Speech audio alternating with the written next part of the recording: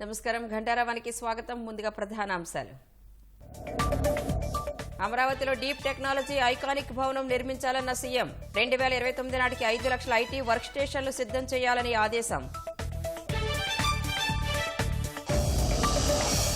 రేపటికి తుఫానుగా మారనున్న తీవ్ర వాయుగుండం. కోస్తాంధ్రలో మోస్తరు నుంచి భారీ వర్షాలు.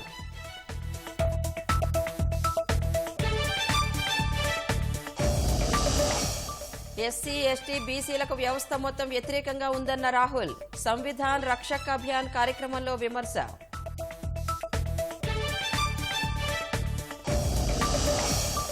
చిన్మోయ్ కృష్ణదాస్ బెయిల్ నిరాకరణపై భారత్ ఆందోళన. బంగ్లా అధికారులు మైనార్టీలకు భద్రత కల్పించాలన్న విదేశాంగ శాఖ. క్రిస్మస్ సీజన్ ఎంజాయ్ చేస్తున్న ప్రపంచ దేశాలు. వేడుకలకు క్యూ కడుతున్న సందర్శకులు.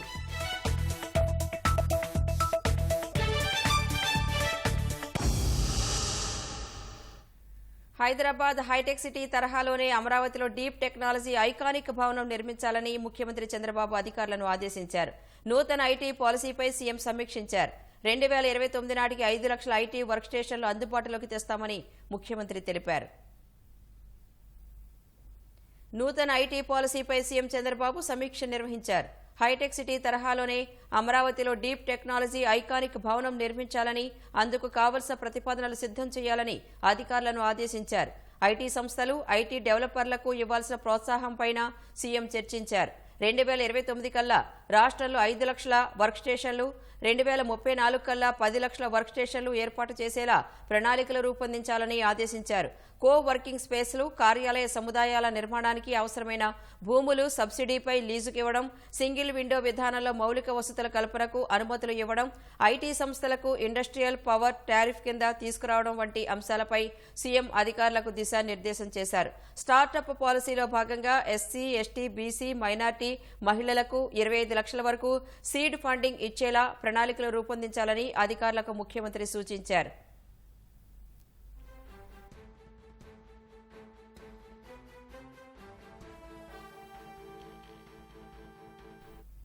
నూతన ఐటీ పాలసీపై ఐటీ, మానవ వనరుల అభివృద్ధి శాఖ మంత్రి నారా లోకేష్ సీఎంకు వివిధ అంశాలను తెలియజేశారు. రాష్ట్రంలో ఇన్నోవేషన్, స్టార్టప్ ఎకోసిస్టమ్ అభివృద్ధి కోసం రతన్ టాటా ఇన్నోవేషన్ హబ్కు అనుసంధానంగా రాష్ట్రంలో 5 జోనల్ ఇన్నోవేషన్ హబ్ల ఏర్పాటుపై ముఖ్యమంత్రి అధికారులకు పలు సూచనలు చేశారు. సెంట్రల్ ఆంధ్ర, రాయలసీమ, దక్షిణాంధ్ర, గోదావరి, ఉత్తరాంధ్ర ఇలా 5 ప్రాంతాల్లో జోనల్ హబ్లకు కేంద్రంగా అమరావతిలో రతన్ టాటా ఇన్నోవేషన్ హబ్ పనిచేయాలని చెప్పారు. 5 జోనల్ హబ్లకు దేశంలోని 25 ఐఐటీలను అనుసంధానం చేయాలన్నారు.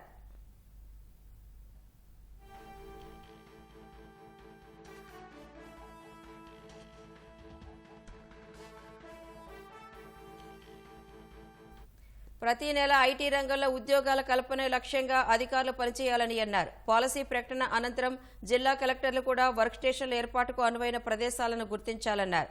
గ్రామ, వార్డు సచివాలయ ఉద్యోగులతో రాష్ట్రంలో ఎంతమంది వర్క్ ఫ్రం హోం కింద పనిచేస్తున్నారో మదింపు చేయాలన్నారు. తద్వారా ఆయా ప్రాంతాల్లో వర్క్ స్టేషన్ల ఏర్పాటుపై స్పష్టత వస్తుందన్నారు. మరోవైపు ఐటీ సంస్థల కోసం మౌలిక వసతులు కల్పించే డెవలపర్లకు ఇచ్చే రాయితీలను ప్రభుత్వం 3 కేటగిరీలుగా విభజించింది. కో వర్కింగ్ స్పేస్లు, నైబర్హుడ్ వర్కింగ్ స్పేస్లు, ఐటీ క్యాంపస్లకు వాటి సీట్ల సామర్థ్యం, కార్యాలయ సముదాయం, విస్తీర్ణానికి అనుగుణంగా సబ్సిడీలు ఇవ్వాలని ప్రభుత్వం భావిస్తోంది.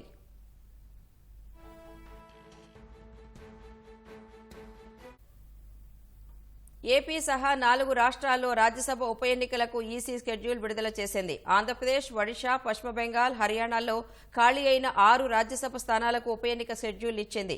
రాజ్యసభ సభ్యులు మోపిదేవి వెంకటరమణ, బియద మస్తాన్రావు, ఆర్ కృష్ణయ్యల రాజీనామాతో ఖాళీలు ఏర్పడ్డాయి. రాజ్యసభ ఉప ఎన్నికలకు డిసెంబర్ 3న నోటిఫికేషన్ విడుదల కానుంది. నామినేషన్ల స్వీకరణకు డిసెంబర్ 10న తుది గడువుగా నిర్దేశించింది. డిసెంబర్ 11న నామినేషన్ల పరిశీలన జరగనుంది.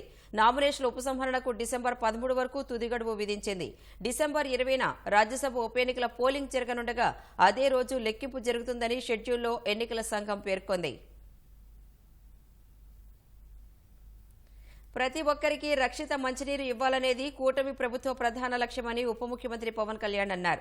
ఢిల్లీలో కేంద్ర జలశక్తి మంత్రి సిఆర్ పాటిల్తో సమావేశమైన పవన్ జలజీవన్ మిషన్ నిధులను పెంచాలని కోరినట్లు తెలిపారు. క్షేత్రస్థాయి పర్యటనలో నీటి సమస్యలు తమ దృష్టికి వచ్చాయని, కొన్ని చోట్ల పైపు డిజైన్లలో లోపాలు ఉన్నట్లు గుర్తించామన్నారు. గత ప్రభుత్వం బాధ్యతారాహిత్యంగా తీసుకున్న నిర్ణయాలు, తప్పులు తమకు వారసత్వంగా వచ్చాయన్న పవన్ వాటిని సరిదిద్దుతున్నామన్నారు. వాళ్ళన్నీ గ్రౌండ్ వాటర్ తీసేసి చాలా వరకు మల్టీ విలేజ్ స్కీమ్స్ అనౌన్స్ చేసి చాలా తక్కువగా చేసి పర్సెంటేజ్ నువ్వు మ్యాచింగ్ గ్రాంట్ ఒకటి ఇవ్వకపోవడం ఇంకా మనకి 16,000 కోట్లు ఇంకా వాడుకోవాల్సింది. దానికి సంబంధించి ఒకటి, అలాగే ఈ సర్ఫేస్ వాటర్ నుంచి తీసుకోవాలంటే కొంచెం ఎక్స్ట్రా ఖర్చు అవుతుంది. దీని మీద మాట్లాడుకున్నాం. సో ఒకసారి వాళ్ళ సహాయ సహకారాలు అడగడానికి, అలాగే ప్రధానమంత్రి గారు కూడా ఇంకా ఒకసారి తెలియజేస్తామని చెప్పారు. దీనికి సంబంధించి వాడిని అడిగి మేజర్ రెండు ఒకటి బడ్జెట్ని ఇంక్రీజ్ చేయమని చెప్పారు, రెండు టైం జేజేఎంని టైం లైన్ ఇంక్రీజ్ చేయమని చెప్పారు. అలాగే అది మనం 27 దాకా అడిగాం. వేసిన పైప్ లైన్స్నే మళ్ళీ వీళ్ళు సరిగ్గా ఫ్లో లేదు. డిజైనింగ్ లోపాలు చాలా ఉన్నాయి. ఆ డిజైనింగ్ లోపాలు ఒకళ్ళు కరెక్ట్ చేయాలి. ఈ వాటర్ ప్రెషర్ ఒకటి సరిపోవట్లేదు. ప్రతి ఒక్కరు ఇండివిజువల్ హౌసెస్ వాళ్ళు ఓన్ మన మోటార్లు పెట్టి లాగేస్తూ ఉన్నారు. మిగతా ముందుకెళ్ళే వాళ్ళకి రావట్లేదు, కొంచెం హైట్లో ఉండే వాళ్ళకి రావట్లేదు. ఇవన్నీ చాలా పారామీటర్స్ కన్సిడర్ చేసి మనం భవిష్యత్తుకు ఆలోచించాలి. అందుకని వీటి మీద నేను ముందు నుంచి రివ్యూస్ చేస్తున్నప్పుడు నేను ప్రతిసారి ఇదే చూస్తాను. అంటే సమోసాలకే 9 కోట్లు అలా కదండి, సమోసాలకి 9 కోట్లు అనుకున్నప్పుడు ఇవన్నీ మనం చూడాలి. అంటే ఇది అంటే చాలా బాధ్యతారాహిత్యం, భయాలు లేవు, పారదర్శకత లేదు, అకౌంటబిలిటీ లేదు. ఇవన్నిటికీ వీఆర్ పేయింగ్ ద ప్రైజ్. ఇదేంటి భవిష్యత్తులో ఇలాంటి పునరావృతం కాకుండా చూడాలి. ఒకటి, వాళ్ళు చేసిన దానికి వాళ్ళని అకౌంటబిలిటీ తీసుకురావడం, రెండు భవిష్యత్తులో ఇలాంటి పునరావృతం కాకుండా ఉండటం. వీటంటే రెండింటి మీద ఆలోచిస్తాం. స్కిల్ యూనివర్సిటీకి అదానీ ఇస్తామన్న 100 కోట్ల రూపాయలను తిరస్కరించిన తెలంగాణ ముఖ్యమంత్రి రేవంత్ రెడ్డికి సిపిఐ రాష్ట్ర కార్యదర్శి రామకృష్ణ అభినందనలు తెలిపారు. అదానీ అవినీతి పర్వం ఎక్కువగా ఏపీలోనే జరిగిందన్నారు. వైసీపీ హయాంలో అప్పటి సీఎం జగన్ కి అదానికి మధ్య గంగవరం, కృష్ణపట్నం పోర్టులు, సోలార్ విద్యుత్ ప్రాజెక్టుల మధ్య ఒప్పందాలు జరిగాయని ఆరోపించారు. గతంలో జరిగిన ఒప్పందాలని తక్షణమే రద్దు చేయాలన్నారు. 1750 కోట్ల రూపాయలు అవినీతికి పాల్పడిన వారిని కఠినంగా శిక్షించాలని కేంద్ర రాష్ట్ర ప్రభుత్వాలను డిమాండ్ చేశారు. తెలంగాణ ముఖ్యమంత్రి రేవంత్ రెడ్డి గారిని సిపిఐ తరఫున అభినందిస్తా ఉన్నాను. ఇవాళ ప్రపంచవ్యాప్తంగా చర్చించబడుతున్న అదానీ హైదరాబాద్ లోని స్కిల్ యూనివర్సిటీకి 100 కోట్ల రూపాయలు డొనేట్ చేసిన దాన్ని ఆయన వెనక్కు తిప్పి పంపాడు. నిజంగా దీనిపైన పార్లమెంట్ లో కూడా గగ్గోలు నడుస్తా ఉంది. ఈ ఆంధ్రప్రదేశ్ లో అధికార ప్రతిపక్ష పార్టీలు రెండు కిమ్మనకుండా మాట్లాడకుండా తెలంగాణతో పోలిస్తే ఆంధ్ర రాష్ట్రంలోనే ఈ అదానీకి పెద్ద ఎత్తున కట్టబెట్టారు. కోర్టులు, రోడ్స్, సోలార్ ప్రాజెక్టులు అన్ని కూడా ఆయనకే కట్టబెట్టారు. వేల ఎకరాల భూములు కూడా ఆయన కట్టబెట్టారు. ఆయన 2100 కోట్ల రూపాయల లంచాలు ఇచ్చాడంటే అందులో 1750 కోట్ల రూపాయలు ఒక్క ఆంధ్రప్రదేశ్ గవర్నమెంట్ లోనే ఇచ్చారు. దీన్ని బట్టి అర్థమవుతా ఉంది. కాబట్టి ముఖ్యమంత్రి చంద్రబాబు నాయుడు గారు స్పందించాలి. తక్షణమే దీనిపైన విచారణ జరిపించి దోషులు ఎవరైనా సరే కఠినంగా శిక్షించాలి. అదానీని అరెస్ట్ చేయాలి. అదే విధంగా ఎవరైతే ఈ ముడుపుల్లో పాల్గొన్నారో వాళ్ళందరినీ కూడా అరెస్ట్ చేసి జైల్లోకి పెట్టాలని డిమాండ్ చేస్తాం. రఘురామకృష్ణరాజు కస్టోడియల్ టార్చర్ కేసులో నిందితుడిగా ఉన్న విశ్రాంత సిఐడి ఏఎస్పీ విజయ్ పాల్ ను ప్రకాశం జిల్లా ఎస్పీ విచారిస్తున్నారు. ఉదయం నుంచి సుదీర్ఘంగా ఈ విచారణ కొనసాగుతోంది. మరింత సమాచారం మా ప్రతినిధి సురేష్ అడిగి తెలుసుకుందాం. సురేష్, విజయ్ పాల్ విచారణలో ఏమైనా పురోగతి ఉందా? రాణి, ఈరోజు ఉదయం 11 గంటల సమయంలో విజయ్ పాల్ ఒంగోలు ఎస్పీ కార్యాలయం యొక్క విచారణకు హాజరయ్యారు. ఉదయం నుంచి ఈ కేసు విచారణలో భాగంగా పలువురు అధికారుల బృందం ప్రకాశం జిల్లా ఎస్పీ దామోదర్తో పాటు ఇతర జిల్లాలకు చెందిన అంటే గుంటూరు, విజయవాడ జిల్లాలకు చెందిన సిఐడి అధికారులు, సిట్ అధికారులు వచ్చున్నారు. అయితే ఉదయం నుంచి ఆయనను ఒక గదిలో ఉంచిపెట్టారు. పొద్దున్న నుంచి మధ్యాహ్నం భోజన విరామ సమయం దాకా విజయపాల్తో పోలీసులు ఎటువంటి విచారణ జరపలేదు. ఇప్పుడే కొద్దిసేపటి క్రితం విచారణ ప్రారంభమైనట్టుగా తెలుస్తా ఉంది. ఈ విచారణలో అయితే మొత్తం గతంలో ఈ నెల 13వ తేదీన ఒకసారి ఈయన విజయపాల్ విచారించారు. అప్పట్లో ఆయన విచారణకు సహకరించలేదు. ఈ నేపథ్యంలో దాని ఆధారంగా విచారణకు సహకరించట్లేదు. పైగా సుప్రీంకోర్టు బెయిల్ పిటిషన్ కొట్టేసిన నేపథ్యంలో పోలీసు అధికారులు విజయపాల్ని అరెస్ట్ చేసేందుకు సంబంధిత దస్త్రాలను సిద్ధం చేస్తున్నారనేది ఒక చర్చ జరుగుతూ ఉంది. మరి ఒక గంట సేపట్లో దీని మీద ఒక స్పష్టత వచ్చే అవకాశం ఉంది. రైట్ సురేష్, ధన్యవాదాలు.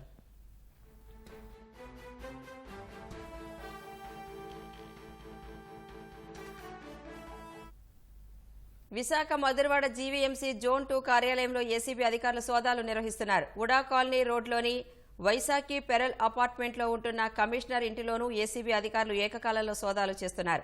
ఆదాయానికి మించి ఆస్తులు ఉన్నాయనే అభియోగంపై ఇవాళ ఉదయం 4 గంటల నుంచి ఏసీబీ అధికారులు కమిషనర్ ఇంట్లో సోదాలు చేస్తున్నట్లు తెలుస్తోంది. కమిషనర్ ఆస్తుల వివరాలు, వాటికి సంబంధించిన పత్రాలను అధికారులు క్షుణ్ణంగా పరిశీలిస్తున్నారు. ఏసీబీ సోదాలను చిత్రీకరించేందుకు మీడియాను అనుమతించలేదు. ఈ సోదాలు సాయంత్రం వరకు కొనసాగే అవకాశాలు కనిపిస్తున్నాయి. విద్యుత్ ఒప్పందాల్లో అవినీతి, జగన్ పాత్రపై కుటుంబ సభ్యులే ఆరోపణలు చేస్తున్నారని విద్యుత్ శాఖ మంత్రి గొట్టిపాటి రవి ధ్వజమెత్తారు. జగన్ బంధువు మాజీ మంత్రి బాలినేని ప్రస్తావించిన అంశాలను రాష్ట్ర ప్రభుత్వం లోతుగా పరిశీలిస్తుందన్నారు. జగన్ అవినీతి ఖండాంతరాలకు వ్యాప్తి చెందిందని ఆక్షేపించారు. మొన్నటి వరకు దేశంలోనే అవినీతి సామ్రాట్గా పేరొందిన జగన్ నేడు అంతర్జాతీయ స్థాయికి ఎదిగారని విమర్శించారు. జగన్ అవినీతి వల్ల అంతర్జాతీయ స్థాయిలో ఆంధ్రప్రదేశ్ ప్రతిష్ట దెబ్బతినే పరిస్థితి వస్తోందని గొట్టిపాటి ఆగ్రహం వ్యక్తం చేశారు. ధర్మపాలనకు కూటమి ప్రభుత్వం ప్రతీకగా నిలిచిందని ప్రభుత్వ ఉద్యోగుల సంఘం రాష్ట్ర అధ్యక్షుడు సూర్యనారాయణ అన్నారు. తనపై గత వైసీపీ ప్రభుత్వం పెట్టిన తప్పుడు కేసు తొలగించడం చాలా సంతోషంగా ఉందన్నారు. వైసీపీ హయాంలో ఉద్యోగుల సమస్యలపై గొంతెత్తి పోరాటం చేసిన ఫలితంగా తనపై తప్పుడు కేసు బనాయించారన్నారు. తన కుటుంబ సభ్యులను సైతం వేధింపులకు గురిచేశారని ఆవేదన వ్యక్తం చేశారు. కేవలము ఉద్యోగుల హక్కుల కోసం రాజ్యాంగబద్ధమైన గవర్నర్ గారి దగ్గరికి వెళ్ళానని, అది ఒక నేరంగా భావించి నాటి పాలనలో మా మీద కేసులు పెట్టి ఒక తీవ్రవాదిని వెంటాడినట్టుగా నన్ను, నా కుటుంబాన్ని, నా భార్య కూతుర్ని వెంటాడినటువంటి పరిస్థితి ఈ రాష్ట్రంలో చూశాం. అసలు అమలు జరుగుతున్న సిపిఎస్కే రాజ్యాంగబద్ధత లేదని చెప్పి నినదించానని నాడు మా మీద కక్ష కట్టింది ఆ ప్రభుత్వం. అందువల్ల ఈ ప్రభుత్వం వచ్చిన తర్వాత గౌరవ ముఖ్యమంత్రి గారిని కలిసి విచారణ చేపించి నేను దోషినా నిర్దోషినా తేల్చమని నేను అభ్యర్థించడం జరిగింది. మరి పోలీసు శాఖ వారు విచారణ చేసి నన్ను నిలువరించడం కోసమే వారికి కావలసిన అధికారుల ద్వారా నా మీద తప్పుడు కేసు పెట్టించారనేటువంటి యథార్థాన్ని ఇన్వెస్టిగేటింగ్ ఆఫీసర్ నిర్ధారించుకుని ఆ ఎఫ్ఐఆర్ లోంచి నా పేరు తొలగించాలనే ఒక నిర్ణయం తీసుకోవడం జరిగిందనే విషయం తెలిసి చాలా సంతోషాన్ని ఇచ్చి ఈ సమాజంలో గౌరవప్రదంగా మేము నిలబడేదానికి మాకు అవకాశం కలిగిందనే విషయాన్ని తెలియజేస్తూ అందుకు ముఖ్యమంత్రి చంద్రబాబు నాయుడు గారికి హృదయపూర్వక ధన్యవాదాలు, నమస్కారాలు తెలియజేసుకుంటా ఉన్నాం. గుంటూరులో 3 వంతెనల రహదారి మూసివేసే విషయంలో రైల్వే అధికారులు, కార్పొరేషన్ల మధ్య సమన్వయం లేకపోవడంతో వాహనదారులు తీవ్ర ఇబ్బందులు పడుతున్నారు. కొత్త రైళ్ల నిర్మాణ పనుల కోసం ఆ మార్గంలో రాకపోకలు నిలిపివేస్తున్నట్లు ఎలాంటి ముందస్తు సమాచారం లేకపోవడంతో నగరవాసులు తీవ్రంగా ఇబ్బందులు పడ్డారు. 2 నెలల పాటు ఈ మార్గంలో రాకపోకలు ఆగిపోవడంతో ఆసుపత్రులు, బస్టాండ్కు వెళ్లేవారు చుట్టూ తిరిగి వెళ్లాల్సి వస్తోంది. 3 వంతెనల మార్గం మూసివేయడంతో ప్రత్యామ్నాయ మార్గాల్లో ట్రాఫిక్ రద్దీ నెలకొంది. దీనిపై మరింత సమాచారం మా ప్రతినిధి ఎస్పీ చంద్రశేఖర్ అందిస్తారు. గుంటూరు నగరంలో అత్యంత కీలకమైనటువంటి 3 వంతెనల మార్గాన్ని అధికారులు మూసివేయడంతో వాహనదారులకు చుక్కలు కనిపిస్తున్నాయి. ప్రధానంగా ఈ 3 వంతెనల మార్గాన్ని చూసుకుంటే మనం గుంటూరు తూర్పు, గుంటూరు పశ్చిమ నగరాలకు సంబంధించి ఈ రైల్వే లైన్ విడదీసినటువంటి మార్గాన్ని కూడా చెప్పుకోవచ్చు. ఈ 3 వంతెనలు కావచ్చు, లేకపోతే శంకరవిలాస్ పై వంతెన, అలా కలెక్టరేట్ పై వంతెన, ఇవి చాలా కీలకంగా ఉన్నాయి. వీటిలో ఇప్పుడు ఒకటి మూసివేయడంతో మిగిలిన రెండింటి మీద కూడా ఎక్కువ భారం పడిందని చెప్పాలి. దీనికి సంబంధించి రైల్వే అధికారులు చెప్తున్నది ఏంటంటే అదనంగా మరొక 2 లైన్లు వేయాల్సి వచ్చిన కారణంగా ఇప్పుడు ఒక 2 నెలల పాటు ఈ మార్గంలో ట్రాఫిక్ నిలిపివేస్తున్నట్టుగా రైల్వే అధికారులు చెప్తున్నారు. అయితే రైల్వే అధికారులు అందుకు సన్నాహకంగా ప్రజల్ని అప్రమత్తం చేయడం కానీ, ప్రజలకు సమాచారం ఇవ్వడంలో కానీ చొరవ చూపలేదు. ఈ కారణంగానే ఇబ్బందులు తలెత్తాయి. కేవలం నగరపాలక సంస్థ అధికారులకు సమాచారం ఇచ్చి వాళ్ళు చేతులు దులిపేసుకున్నారు. ఎందుకంటే రైల్వే గేట్లు కావచ్చు, ఇలాంటివి అయితే తాము వాహనాలు నిలిపివేస్తే తాము సమాచారం ఇస్తాము, కింద నుంచి రోడ్డు వరకు సంబంధించి రోడ్డు ఆపివేస్తున్న కారణంగా, ఆ మార్గంలో రహదారిపై ట్రాఫిక్ ఆపివేస్తున్న కారణంగా అది తమ పని కాదని చెప్పేసి రైల్వే అధికారులు చెబుతున్నారు.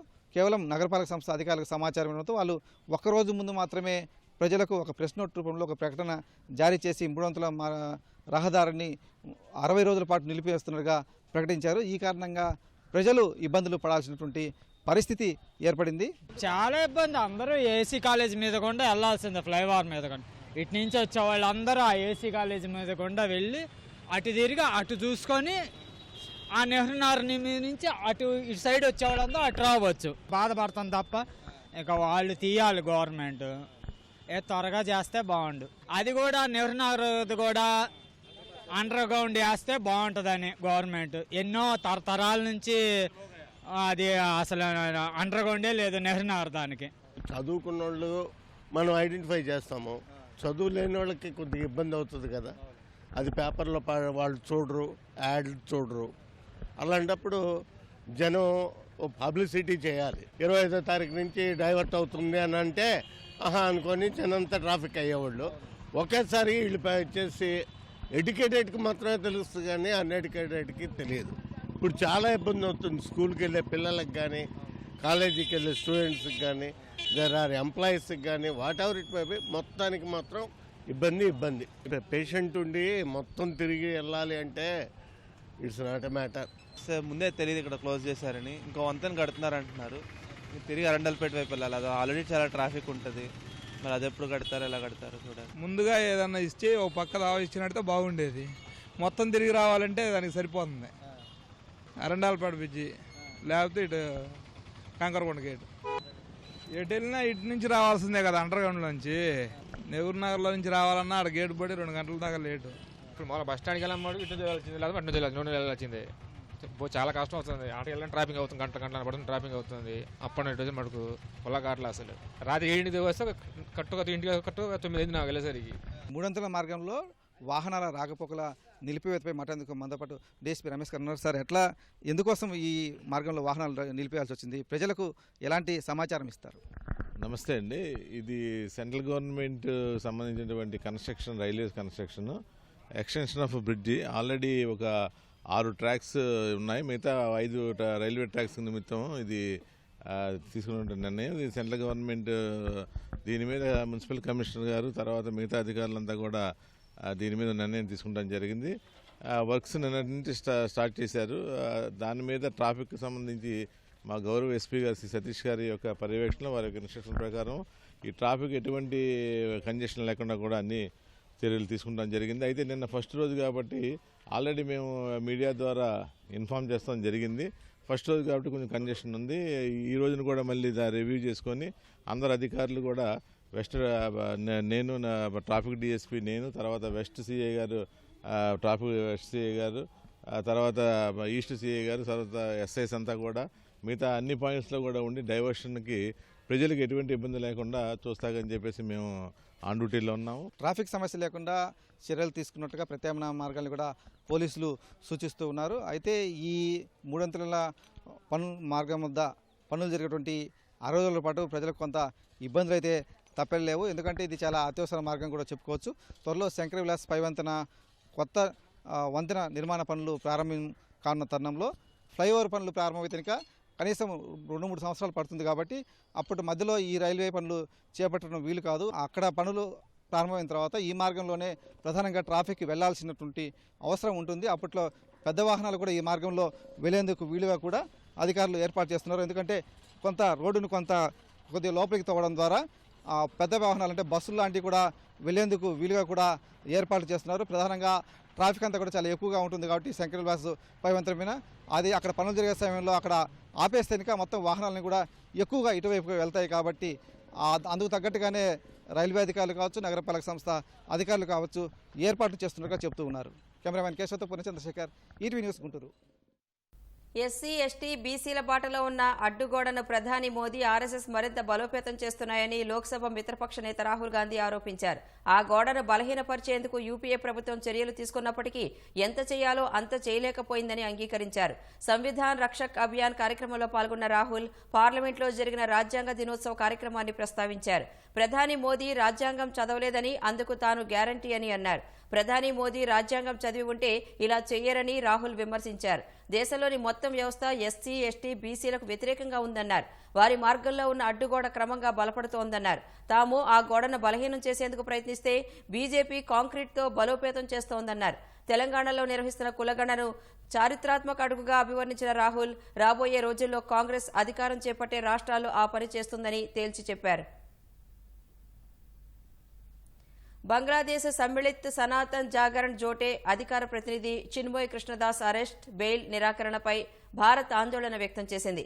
హిందువులు సహా ఇతర మైనార్టీలపై దాడులు, దోపిడీలు, కాల్పులు జరుగుతున్న సమయంలో ఈ సంఘటన చోటు చేసుకోవడాన్ని విదేశాంగ శాఖ ప్రముఖంగా ప్రస్తావించింది. శాంతియుతంగా నిరసన తెలుపుతున్న మైనార్టీలపై దాడులు ఆందోళనకరమని పేర్కొంది. హిందువులు సహా ఇతర మైనార్టీలందరికీ భద్రత కల్పించాలని బంగ్లాదేశ్ అధికారులను కోరింది. ఆయుధాలు ధరించకుండా శాంతియుతంగా సమావేశాలు నిర్వహించే హక్కును వారికి కల్పించాలని కోరింది. దేశద్రోహం ఆరోపణలపై సన్యాసి చిన్మోయ్ కృష్ణదాస్ను ఢాకా విమానాశ్రయంలో బంగ్లాదేశ్ పోలీసులు అరెస్టు చేశారు. ఆయన పెట్టుకున్న బెయిల్ పిటిషన్ను చిట్టగాంగ్ మెట్రోపాలిటన్ మ్యాజిస్ట్రేట్ కోర్టు తిరస్కరించి జ్యుడిషియల్ కస్టడీ విధించింది. మైనారిటీలపై దాడులను నిరసిస్తూ గత నెలలో జరిగిన ఓ ర్యాలీలో బంగ్లాదేశ్ జెండాను ఉద్దేశించి చిన్మోయ్ కృష్ణదాస్ వివాదాస్పద వ్యాఖ్యలు చేశారని ఆ దేశ మీడియా పేర్కొంది.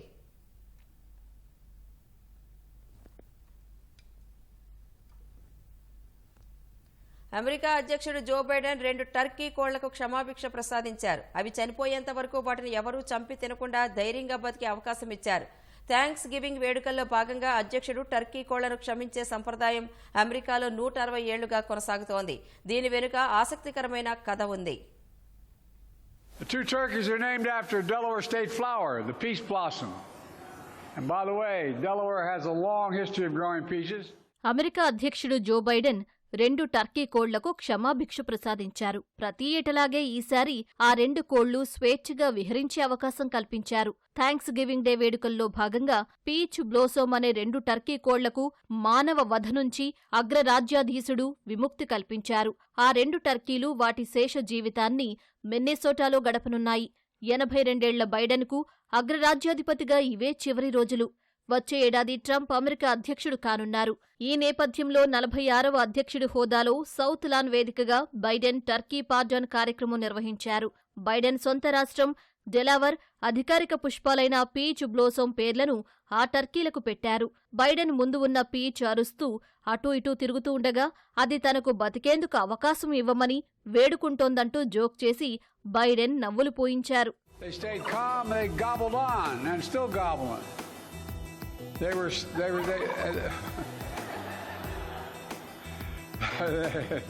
were staying nice listening to their favorite music, which apparently includes the song Living on a Prayer. Thanks giving day సందర్భంగా టర్కీలను క్షమించడం వెనుక ఆసక్తికర నేపథ్యం ఉంది.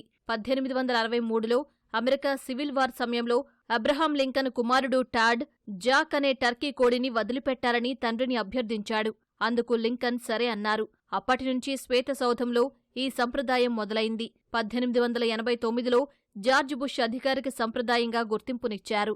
ఆ టర్కీలు ఇక ఎవరి డిన్నర్ టేబుల్ పైన జీవితాన్ని ముగించనక్కర్లేదని అప్పుడు బుష్ పేర్కొన్నారు. క్షమాభిక్ష పొందిన టర్కీలను ఫామ్స్కు పంపుతారు. అక్కడ జీవితాంతం ఆహారం తిని విశ్రాంతి తీసుకుని గడుపుతాయి. బైడెన్ గత ఏడాది లిబర్టీ బెల్ టర్కీలను క్షమించారు. ప్రపంచవ్యాప్తంగా క్రిస్మస్ వేడుకలు ప్రారంభమయ్యాయి. పండుగకు నెల రోజుల ముందు నుంచే అనేక దేశాల ప్రజలు క్రిస్మస్ సీజన్ను ఎంజాయ్ చేస్తున్నారు. వారి సంప్రదాయాలకు అనుగుణంగా క్రిస్మస్ వేడుకలను మొదలుపెట్టాయి. అమెరికా నుంచి హాంకాంగ్ దాకా క్రిస్మస్ వేడుకలకు సందర్శకులు క్యూ కడుతున్నారు.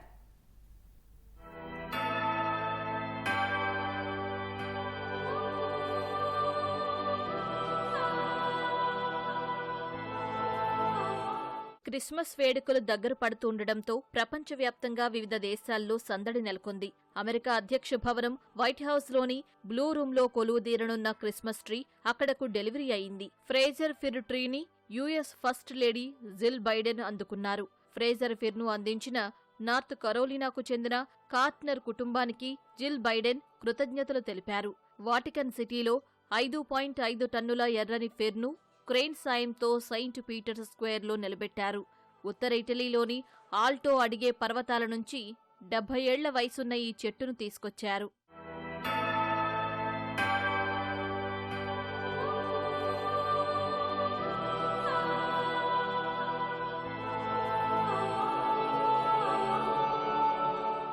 ఫ్రాన్స్ రాజధాని పారిస్ క్రిస్మస్ వేడుకలకు ముస్తాబవుతోంది.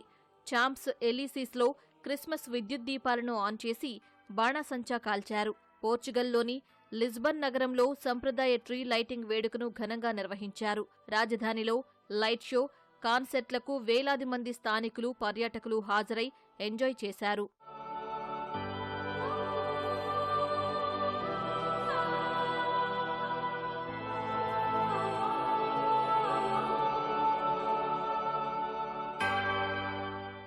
డెన్మార్క్లోని ఐకానిక్ టివోలీ గార్డెన్స్లో అధికారికంగా క్రిస్మస్ సీజన్ లైట్లు ఆన్ చేసి వేడుకలను ప్రారంభించారు. 181 ఏళ్లుగా ఈ సంప్రదాయం కొనసాగుతోంది. రాజధాని కోపెన్హగన్ విద్యుత్ దీపాల కాంతితో మిరుమిట్లు గొలుపుతోంది. పర్యాటకులతో రోడ్లు, మార్కెట్లు ప్రత్యేక శోభ సంతరించుకున్నాయి. బెర్లిన్లోని బొటానిక్ గార్డెన్లోని క్రిస్మస్ ఏర్పాట్లు సందర్శకులను కట్టిపడేస్తున్నాయి. చెట్లు, బిల్డింగ్లకు విద్యుత్ దీప కాంతుల్లో గార్డెన్ ప్రత్యేక లోకాన్ని తలపిస్తోంది.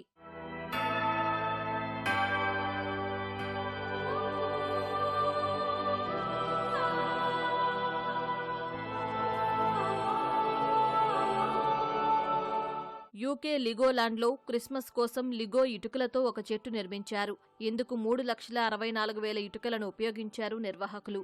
ఇందుకు 3,000 గంటలు శ్రమించారు. ట్రీ స్టార్లను చూసేందుకు పర్యాటకులు క్యూ కడుతున్నారు.